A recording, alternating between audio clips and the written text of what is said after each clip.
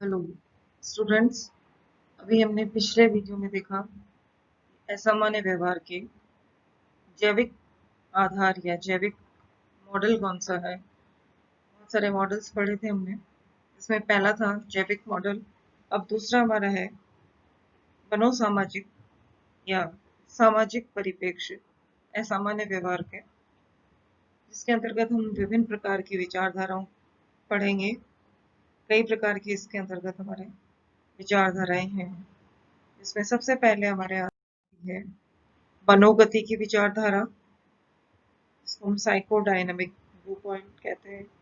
दूसरा है व्यवहारवादी विचारधारा, बिहेवियरिस्टिक व्यू पॉइंट। तीसरा है संज्ञानात्मक विचारधारा, कॉग्निटिव व्यू पॉइंट। नेक्स्ट है मानववादी विचारधारा, ह्यूमनिस्टिक व्यू पॉइंट। और आखिरी है अंतर्वैयक्तिक विचारधारा यानी इंटरपर्सनल व्यू पॉइंट। सबसे पहले हमारे आता है मनोगति की विचारधारा। मनोगति की विचारधारा, इसके अंतर्गत हमने पहले पढ़ा था कि फ्रायड या फ्रायड से रिलेटेड और भी जो लोग जिन्होंने मनोविश्लेषणात्मक सिद्धांत दिए थे, उन लोगों के संबंधित विचारधाराएं इसके अंतर्गत आती हैं। इसमें हम 3 तरह के परिप्रेक्ष्य पढ़ेंगे। सबसे पहले हमारे आता है क्लासिकल, यानी जिसको हम प्राचीन मनोगत्यात्मक परिप्रेक्ष्य कहते हैं। सामान्य तौर पे हम ये देखते हैं कि असामान्य व्यवहार की व्याख्या फ्रायड द्वारा जो मूलतः सिद्धांत दिया गया था उसके आधार पर हम करते हैं, और फ्रायड की जो मौलिक विचारधारा है और उससे आगे जो दी गई विचारधाराएं थी उनको मनोविश्लेषणात्मक विचारधारा कहा जाता था।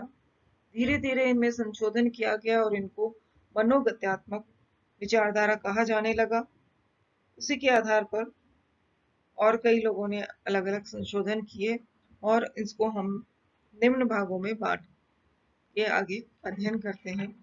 जैसे क्लासिकल यानी प्राचीन मनोगत्यात्मक परिप्रेक्ष्य, न्यूअर साइकोडायनामिक पर्सपेक्टिव यानी नया मनोगत्यात्मक परिप्रेक्ष्य तथा साइको एनालिटिक थेरेपी यानी मनोविश्लेषणात्मक सिद्धांत।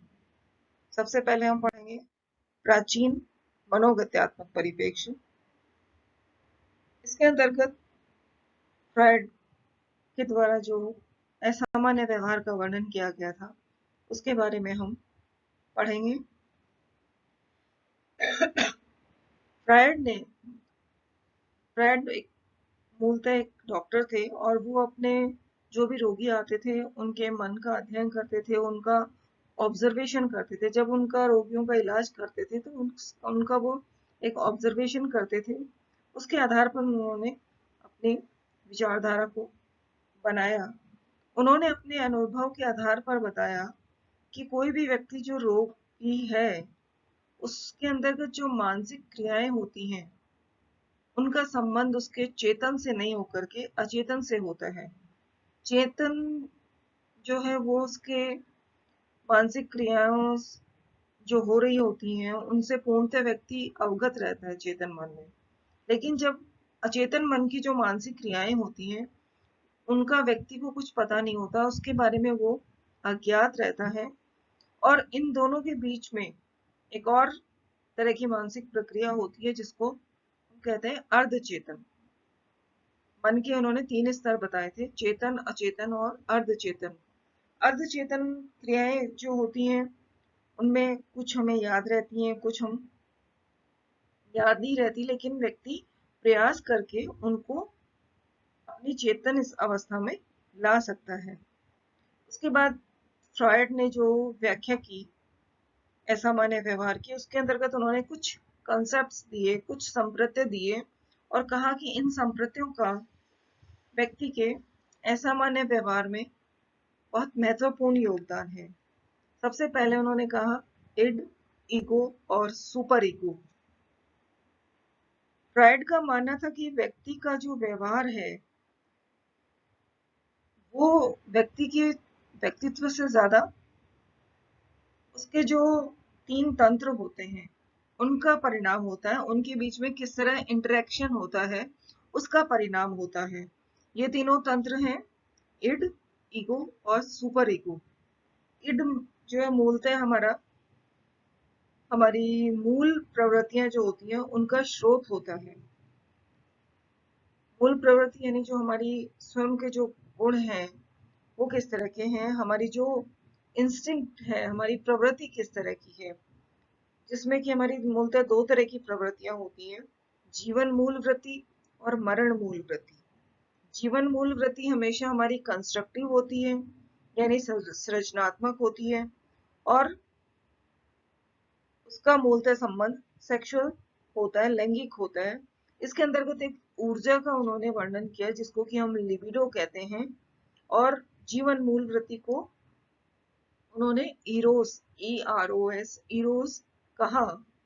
दूसरी जो मूल वृत्ति होती है वो मरण मूल वृत्ति या मृत्यु मूल वृत्ति होती है, जिसका मतलब होता है विध्वंसात्मक प्रवृत्तियों से। यानी अगर व्यक्ति में जीवन मूल वृत्ति हावी होगी या उसका मूल वृत्ति जीवन मूल सृजनात्मक होगी तो व्यक्ति सकारात्मक कार्य करता है या सृजनात्मक कार्य करता है, उसकी सोच सृजनात्मक होती है। लेकिन अगर मरण मूल वृत्ति उसकी होगी तो वो डिस्ट्रक्टिव काम करेगा, कुछ विध्वंसात्मक काम करेगा, सोच हर समय उसकी किसी न किसी प्रकार की विध्वंस करने की रहेगी।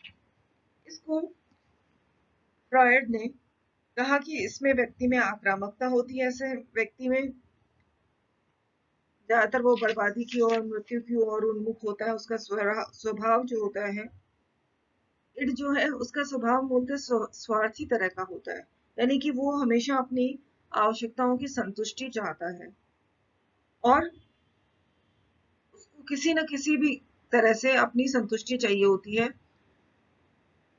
ना कि परिस्थितियों को वो समझता है, ना ही अपनी योग्यताओं को देखता है। जैसे मान लीजिए कोई व्यक्ति है, बच्चा है, अगर वो बचपन से जिद करता आ रहा है उसमें की प्रवृत्ति की मुझे तो कुछ भी चाहिए, किसी भी कीमत पे आप ला करके दो, चाहे पेरेंट्स की हैसियत है या नहीं है, इस तरह से। तो इड हमारा मूलतः स्वार्थी प्रवृत्ति का तथा इच्छा पूर्ति वाला होता है। दूसरा हमारा होता है ईगो। सबसे पहले जब बच्चा छोटा होता है तो उसमें इड ही विकसित होता है। धीरे धीरे जब बच्चा थोड़ा सा बड़ा होने लगता है तो उसमें ईगो का विकास होने लगता है। जैसे मान लीजिए बच्चा थोड़ा सा बड़ा हुआ, उसको पता है कि अगर आपने कोई चीज गलत काम किया तो उसको एक बार डांट पड़ गई या उसको पिटाई हो गई, तो दूसरी बार वो सोचेगा कि ऐसा करूंगा, तो उसको समझ आने लगती है कि किस बात पे मुझे परिस्थिति सही लग रही है, तो या किस तरह अपनी वो इच्छाओं की पूर्ति करवा सकता है और कब नहीं करा सकता है। तो इस तरह से ईगो जो है वो एक तरह से हमारे इड जब के आवेग जब उत्पन्न होते हैं उनके ऊपर थोड़ा कंट्रोल करने वाला होता है। ईगो का विकास मूलतः चेतन होता है। चेतन यानी कि वो उस समय की वर्तमान परिस्थितियों को व्यक्ति या बच्चा जो है वो समझने लगता है। इसी के साथ ईगो का संबंध हमारा वास्तविकता से होता है, जहां इड हमारा सिर्फ हमारी आवश्यकता पूर्ति के सोचता है, ईगो हमारा वास्तविकता को ध्यान में रखते हुए कि कहाँ मेरी इच्छा पूर्ति हो सकती है, कब हो सकती है, कब नहीं हो सकती है, इसमें बैलेंस बना के चलता है। दोनों के बीच में अपना एक बैलेंस बनाता है, जिसको हम कहते हैं कि ईगो हमारा रियलिटी प्रिंसिपल, वास्तविकता सिद्धांत पर काम करता है।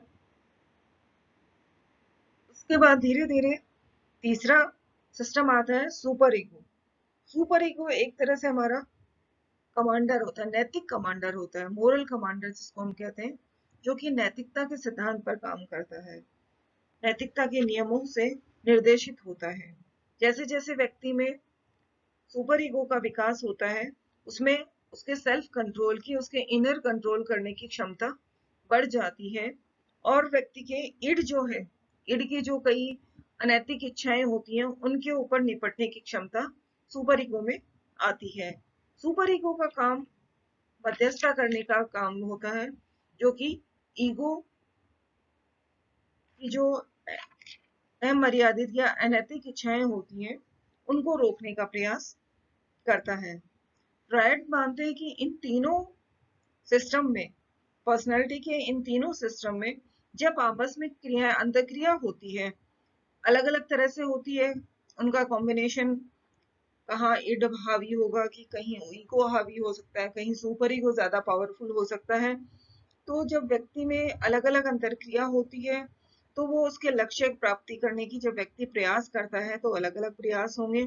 इस दौरान हो सकता है इड ईगो सुपर ईगो तीनों में कोई क्लैश हो जाए, आंतरिक संघर्ष हो, जिसके कारण व्यक्ति के अंतर्गत कुछ मानसिक संघर्ष की स्थिति उत्पन्न हो जाती है। जब व्यक्ति के अंदर बहुत ज्यादा संघर्ष हो जाता है, मानसिक संघर्ष, मान लीजिए इड है कि मुझे तो मेरी आज, जैसे आज की परिस्थिति में हम देखें, कोई बच्चा चाहे कि मुझे तो बहुत महंगा फोन चाहिए, लेकिन उसके घर वालों की या उसकी ऐसी फाइनेंशियल कंडीशन नहीं है कि उसको उतना महंगा फोन लेके दे सकें। सुपर ईगो कह रहा है कि भाई नहीं, तुम्हारे घर वालों की कंडीशन ऐसी नहीं है, तुम्हें ऐसा नहीं फोन की डिमांड करनी चाहिए। लेकिन इड है वो ज्यादा पावरफुल है, तो वो ये कि नहीं, मुझे तो फोन चाहिए किसी भी कीमत के ऊपर। तो इस तरह जब दोनों में अंतर्द्वंद हो जाता है और कोई संघर्ष का कोई समाधान नहीं निकल पाता है, तो व्यक्ति के अंदर धीरे धीरे मानसिक विकृतियों का विकास होने लग जाता है। उसके बाद फ्रॉइड ने बताया कि जो मनोलैंगिक विकास की अवस्थाएं होती हैं, मनोलैंगिक विकास की अवस्थाएं जो हैं, वो उन्होंने कहा कि 5 प्रकार की अवस्थाएं होती हैं, 5 अवस्थाएं होती हैं जिनके माध्यम से व्यक्ति का व्यक्तित्व विकसित होता है। हर एक अवस्था की एक प्रबल विधि होती है जिसके द्वारा वो लैंगिक सुख प्राप्त कर सकता है। जैसे सबसे पहली अवस्था होती है ओरल स्टेज यानी मुखावस्था, दूसरी अवस्था होती है गुदावस्था एनल स्टेज, तीसरी अवस्था होती है फैलिक स्टेज लिंग प्रधान अवस्था, चौथी अवस्था होती है लेटेंसी स्टेज प्रगटावस्था, और पांचवी होती है जेनाइटल स्टेज या जननेंद्रिय अवस्था। पहली अवस्था जो होती है वो 2 वर्ष तक होती है, जिसमें उसका मुंह जो है बच्चे का, वो उसका इरोजन क्षेत्र होता है, और यहाँ व्यक्ति को कोई भी चीज को खाने चूसने, इससे उसके संतुष्टि मिलती है। दूसरी अवस्था 2 से 3 साल तक की अवस्था में होती है। यहाँ बच्चे को अधिकतम संतुष्टि उसके गुदा क्षेत्र के उत्तेजन से मिलती है।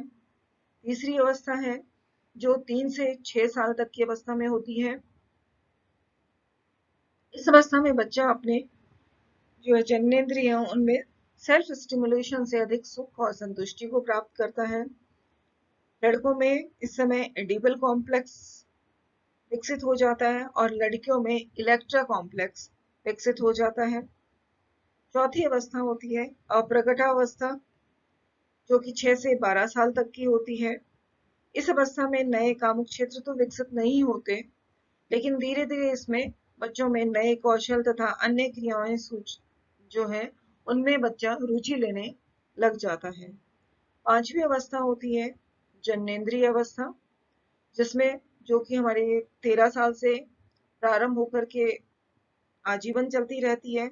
इसमें व्यक्ति को विषम लिंगी संबंधों में रुचि होने लग जाती है, अधिकतम संतुष्टि मिलती है उसको इन सब चीजों में।